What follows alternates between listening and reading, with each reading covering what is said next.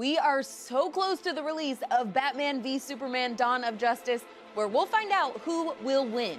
And in the meantime, we're taking you behind the film's music with legendary composers Hans Zimmer and Junkie XL.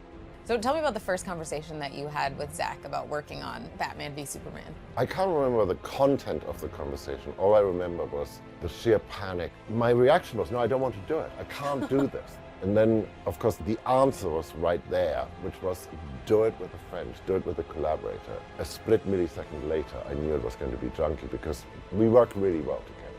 Zach is the guy, when he's in the room, the room fills with like really great energy. One of the most energetic people. And then when he leaves, you're just like, oh, I want to do something awesome. I want to do something great. Developing new characters, obviously Zach talked to you that it's going to go in all these crazy new directions. Were there any notes that he gave you for specific characters and creating their sound? Wonder Woman was really important to all of us. And it was really important for me to figure out how to find like this banshee wail, but it had to be feminine. After, 100,000 experiments that all went wrong, I suddenly remembered this friend of mine, this cellist, Tina Guo, who, when you meet her, is very elegant and quite... Regal. Regal. And then when she grabs her cello, she becomes, it's like a sword. It just becomes, she does become the banshee. She does become the Wonder Woman.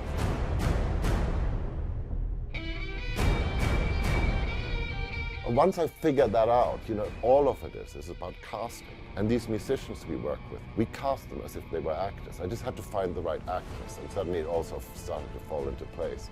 Can you walk me through the steps from the sound that you created for Man of Steel to what now happens with Superman? Superman is forever trying to find his humanity. The whole Kansas part of it is incredibly appealing to us foreigners. Mm-hmm. The purity of it. Hearing those sparse little piano notes.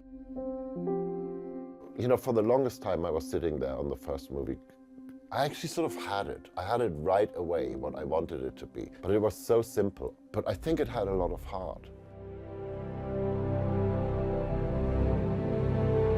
That I kept that character pure was important because it meant I could go very much the other way on Bruce Wayne.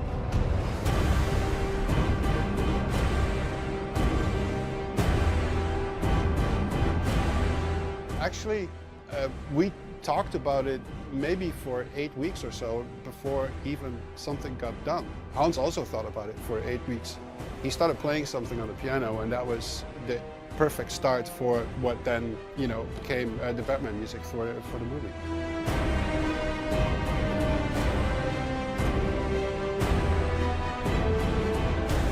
What is it like creating a sound for the villain of this one, Lex Luthor?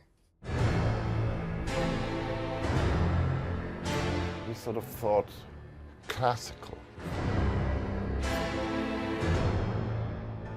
There is the mathematical precision that you get in Bach and you get in classical music. But imagine taking that and then having a crazy man have access to all those fabulous toys. What does it feel like for you when you do really get that perfect theme or the perfect sound for a character?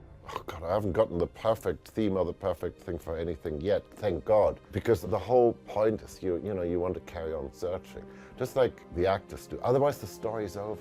Well, I'm just going to quote somebody, I forgot who said it, but you never finish a score. At a certain point, you abandon it. I do this because I love film and I love other people's work. The moment I become a critic as opposed to a participant, it's going to be over.